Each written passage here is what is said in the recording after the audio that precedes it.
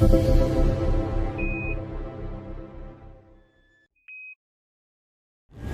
liftoff of Artemis 1. Artemis 1 was incredible. It was an iconic mission. I was able to watch the launch of Artemis 1, and I'll never forget, I just turned into a small child, and I just was screaming at the rocket for about 30 seconds.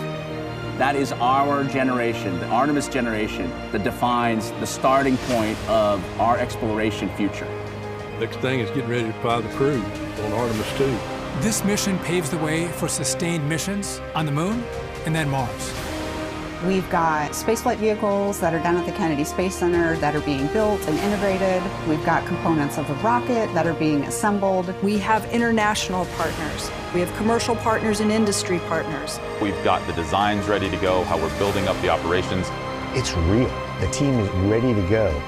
4 names, 4 explorers, answering the call to once more rocket away from Earth and chart a course around the moon.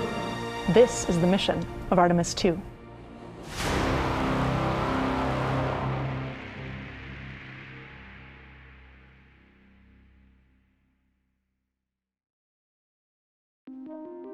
Never before had man traveled so far, so fast, or looked so closely upon another celestial body.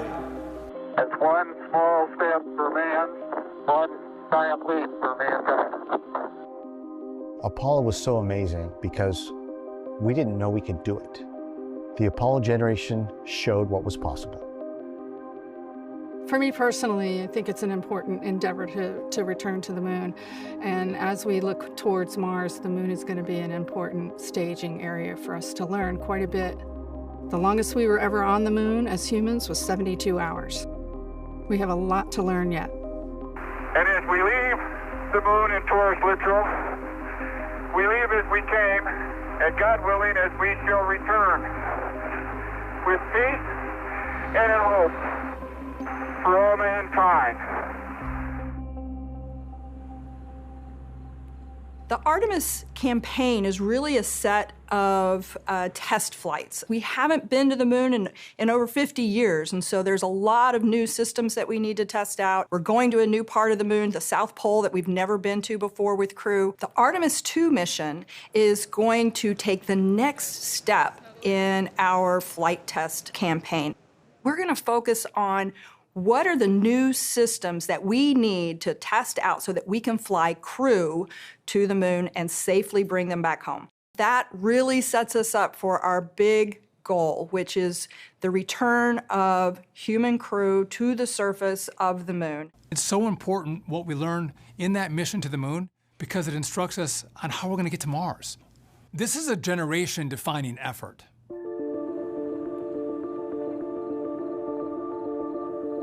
My name's Jeff Radigan. I'm the lead flight director for Artemis 2.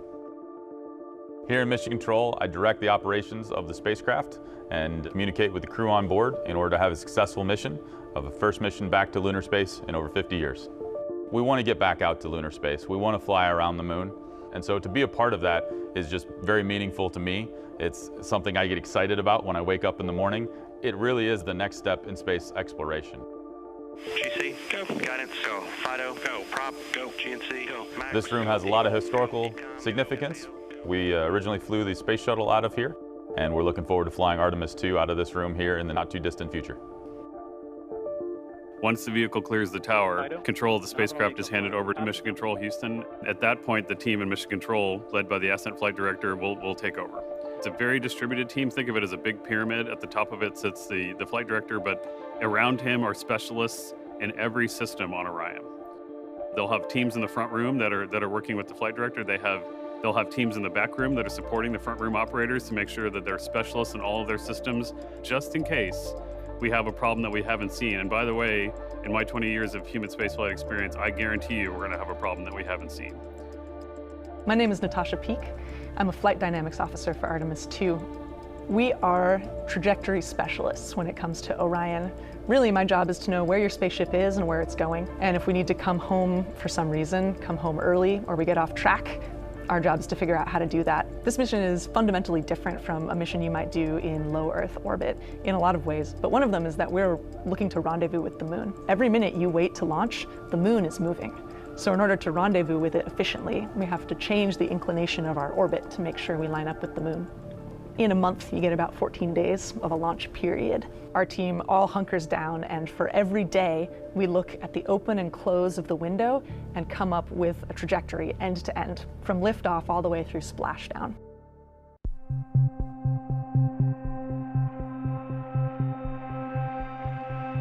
You know, I often talk about that launch ops is like a team sport. It's certainly you have to produce on game day, but that the preparation for a championship begins in the off season.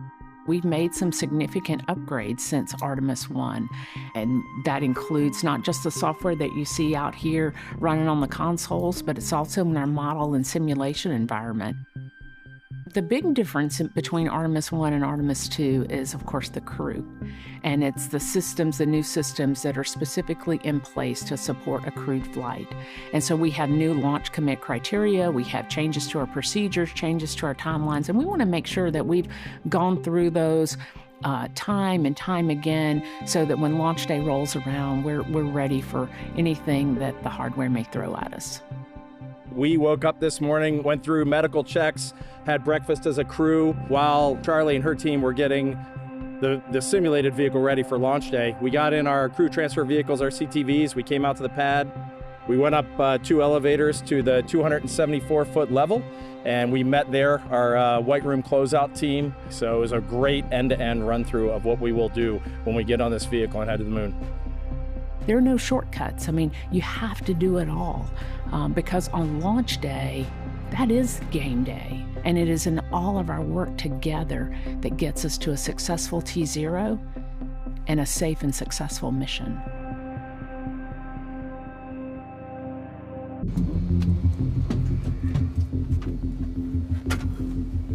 Hey, Sam. What's going on? Not much. Long time no see. Time no see. The seriousness of what it takes to take the risk with humans in and of itself creates enough of a pressure for the entire organization, enough of a concern, enough of a sense of rigor. Everything goes up a notch.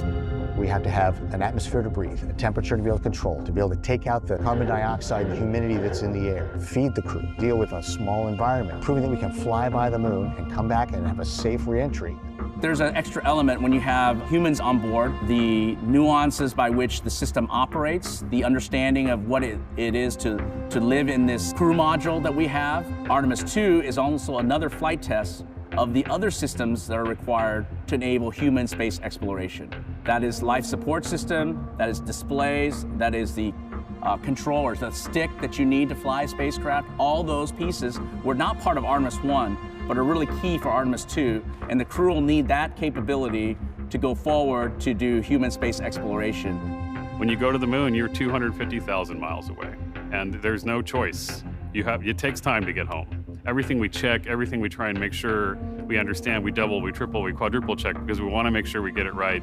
The mission will prove the Orion spacecraft is ready to keep astronauts alive in deep space and allow the crew and ground teams to practice operations essential to the success of future missions. This top portion is the crew module. It's the pressurized area where the crew sits. The bottom portion here, with the solar arrays and the engines, primary engines, is what's called the service module. The European Service Module, or ESM, will provide electricity, water and air to NASA's Orion crew capsule, as well as maintaining temperature for life support. It's been a fabulous partnership with our ESA partners. The agency made a decision a long time ago that we want to do lunar exploration as a global partnership. Now that we're having crew, that's the new element for Artemis 2 and onwards. We will really go into the testing of the life support systems and try to figure out how is that behaving with the astronaut in the loop, how is the CO2 scrubbing working on the crew module side, how are we providing the oxygen to the astronauts and the water. That environmental control system is so complicated. It's a series of chemical and mechanical and electrical engineering problems that all have to come together. That spacecraft has to basically be a mini Earth. And that Earth is basically driven by the elements of that life support system. We also have crew interfaces with the crew piloting the vehicle. Artemis 1 was uncrewed, And so we're going to go do a checkout right at the beginning of the mission while we're in an Earth orbit to be able to ensure that the crew is able to successfully pilot the vehicle. We're not just testing the systems in Orion. One of the key things we really want to do is we're going to do science. When we think about Artemis 2 science, there are really three big areas that we're studying. One is understanding the space environment. The second is understanding how that environment interacts with life and humans and the systems. And then the third is looking at the moon itself from a vantage point where humans haven't looked for over 50 years. They're going to be describing what they see. They'll see things that human beings have never seen before. They'll be describing, observing, and documenting what they see for the scientists back home. They've done a significant amount of training in the field here on Earth, learning about geology and planetary scale processes. They'll be looking for the evidence of those processes from orbit and describing to us anything unique that we maybe haven't been able to really sense with orbiters and robotic measurements. We're also going to do human research on the crew members themselves. We haven't had data sets for over 50 years on how the physiology of the crew themselves adapt to the radiation environment, to the microgravity environment so far away from Earth. When you think about Artemis 2, we've never had humans get on top of an SLS rocket. And when that rocket launches, 8.8 million pounds of thrust are going to defeat gravity for a 5.8 million pound vehicle. So they're going to feel vibrations and hear sounds that no humans have ever experienced. If you want to be an astronaut, that's the thing you've been waiting for your whole life. Riding the elevator up the rocket, climbing in that capsule, very surreal. I often say that the only reason anybody actually gets on a rocket is because it'd be too embarrassing to turn around and run away from the rocket. Once the fire starts coming and the rocket starts vibrating and you lift off, it's a completely different experience. When you put crew on a rocket, it's no longer a test flight. This one needs to perform and will perform as good or better than the first one did. No doubt about it. Artemis 2 begins with launch from Kennedy Space Center. Getting them through that 8.5 minutes to get them to escape Earth will be the first big milestone. First, you'll do about 2 minutes of flight with the boosters. The boosters will separate, leaving you on just the core stage all the way through about 8 minutes into the mission. At that point, the upper stage will separate from the core stage and perform a perigee raise maneuver to keep you in a stable orbit. The crew's going to be in a high Earth orbit, checkout orbit. So this is a highly elliptical orbit that just takes them up away from the Earth and then back down close to it. From there, Orion backs away and separates from ICPS, preparing us for manual piloting by the crew of the Orion vehicle, imagining that they are approaching and docking with the upper stage of the rocket. The crew will have their hands on flying it for the first time, and that'll allow them to see, do we have the pulse size correct? Do we need to make the pulse size smaller? Do we have enough thrust? Does it have enough control authority to give us the rates and the movement that we need to in the vehicle when we need it? We need to really understand how Orion's going to perform in order such that we can dock it on future missions. We're going to fly in formation for a good 2 hours to ensure that we can do the checkouts to really understand the way this vehicle is going to operate. As we do ascent and as we go through our Prox Ops demo, it's going to be a long day for the crew, it's going to be a long day for us on the ground. Once we convince ourselves that the systems are solid, we will engage the Orion main engine, and that will commit us to what we call translunar injection. The translunar injection burn is the big burn that puts us on the path to the moon. For that flyby out to the moon, we're doing what we call a free return trajectory. The idea there is that without doing any more major burns, you can just coast, and the gravity of the moon will redirect Orion and bring it back to Earth safely. Hey, Apollo 13, Houston, you have a go for We have done a free return only one time, and that was during Apollo 13. We have designed deliberately to do a free return on this particular mission because, again, our risk tolerance, our willingness to take risks with the vehicle, with the crew on board is much, much lower for a crewed test flight. The next 3 days are spent in transit, and so the crew has activities to, again, continue to check out the systems on the Orion that we weren't able to get to in the first day. We need to go through checking out the radiation shelter, that all of our stowage is in the right spot. We need to check out the cabin to ensure that we can depress it to be able to dock within HLS in the future. Then we're going to fly around the moon. You'll fly by the moon at about flight day 5. You'll be between 2,900 and 7,900 nautical miles from the lunar surface. That'll be the first time we'll have 4 crew members being able to share the experience of seeing the far side of the moon together. They'll be the most separated from Earth than any 4 humans could possibly be at that point. We're going to turn the spacecraft so that you can have the best view of anybody of the moon in 50 years. We want to ensure that we're getting the videos of the moon that all of us back here on Earth want to see, and ensuring that all of our systems work on the far side of the moon as well, the way we expect.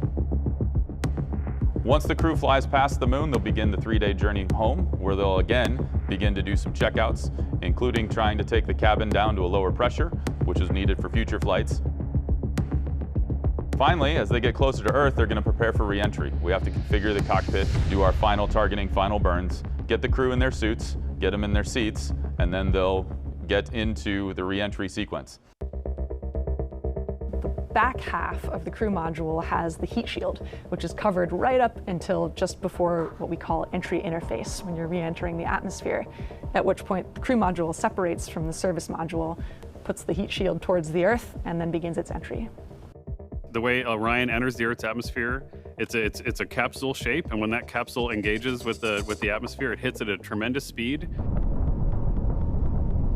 The speeds that we're enduring produce temperatures as hot as 5,000 degrees Fahrenheit, which is close to the surface of the sun. The way we protect and absorb that energy is we build a heat shield. That heat shield serves as a function to transfer it and absorb that energy so that, ultimately we can come down gently on our chutes.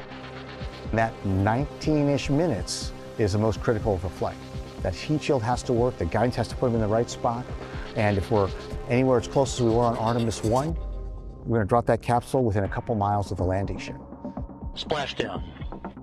We're going to land off the coast of San Diego in the Pacific Ocean, and we're going to test out in real space in real time the recovery of crew from the capsule. So all of these are new things that we haven't had to do before in a long time. They'll be recovered by our recovery forces, and we'll see their smiling faces. That's the mission. That's Artemis 2.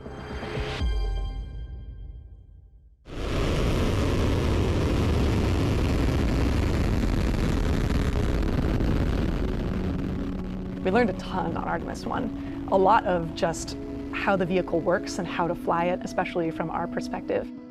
When SLS cleared the tower at Pad B, we put Orion exactly where it needed to be. The upper stage conducted a perfect burn. Orion spent an incredible retrograde orbit around the moon, achieving a distance further than any spacecraft designed to carry humans had ever been. And when it came back to Earth, it performed the first ever skip re-entry of a vehicle. For Artemis 1, the #1 priority mission objective was a test of the heat shield on Orion for lunar return. Orion conducted the final major maneuver of its mission, a return trajectory correction burn of its thrusters to further fine-tune its path toward its splashdown site in the Pacific. One of the biggest learnings we had from Artemis 1 was how the thermal protection system was able to perform during re-entry. We looked at the heat shield, and there were little chunks of that char that were missing. And we didn't really understand that, and we thought that wasn't predicted. What happened is some of the heat shield material started to break off, and that we think could happen a little bit, but you don't want it to happen too much. Our decision has been made first around safety on the heat shield, as we understand and mitigate the risks that come with spaceflight. Sometimes in space, delays are agonizing, and slowing down is agonizing, and it's not what we like to do. But from the crew perspective, the thing that we most asked our leadership for after Artemis 1 was root cause of the ablation of the heat shield. We had an independent review team with a lot of outside experts and internal experts to look at this. So we really appreciate the willingness to take the risk to actually slow down and understand root cause, determine the path forward, corrective action for Artemis 2 and Artemis 3, so that when Victor, Christina, Jeremy, and I launch and land after a successful Artemis 2, we will look to Artemis 3 to carry the torch forward and to put humans back on the moon, and that is really our ultimate objective. Had the crew been on Artemis 1 in the Orion heat shield, they would have been safe. This was certainly an area that we knew we wanted to test out. One reason why, of course, there were no crew on Artemis 1, so we could test out that heat shield. But we wanted to make sure we understood that problem. And we did an enormous number of tests to confirm that under specific conditions, yes, we can fly it safely. But in the future, we want to take this learning and not only apply it to safely flying Artemis 2, but to changing how we design and build the heat shield for the Artemis 3 and beyond. This is what we do. We are ready for it. This is how we work. This is how we learn. It will be a 10-day journey, going 500,000 miles, continuing to test out every bit of Orion, going around the far side of the moon, heading home through the Earth's atmosphere at over 25,000 miles per hour and splashing down in the Pacific. The crew's going to have a horizon, they have a moon, so I feel pretty good about pressing into this opportunity. I think NASA's at its best when it has big ideas and bold exploration. That's when the finest comes out of NASA, that's when the finest comes out of America. Their story is made up of the success of this institution that makes this country so proud. For Orion, success means first we bring the crew home. Second, we demonstrate what we know already is a robust spacecraft that's ready for these Artemis missions. We want to continue to explore, we want to continue to learn, we want to go beyond, we want to go even further. And through the success of this particular mission of Artemis 2 will help spur us on for the additional exploration and discoveries that are out there for us to find. Our destiny is always to go and see what's further and what's next. It's our generation's opportunity to have our own literal moonshot. When we focus on one thing and we focus on it together, we can achieve anything. It's the lesson that we can do more together than we can as individuals. It's a new beginning. It's a rebirth of human exploration. The question is no longer if we're going to return to the moon or reach Mars. It's a matter of when. It starts with one flight, one crew, Artemis 2. We all have batons, relay race batons, and they are there as a symbol of coming back from Artemis 2 and handing those batons to Artemis 3 and saying it's your turn, go. That is what we live for. We are ready.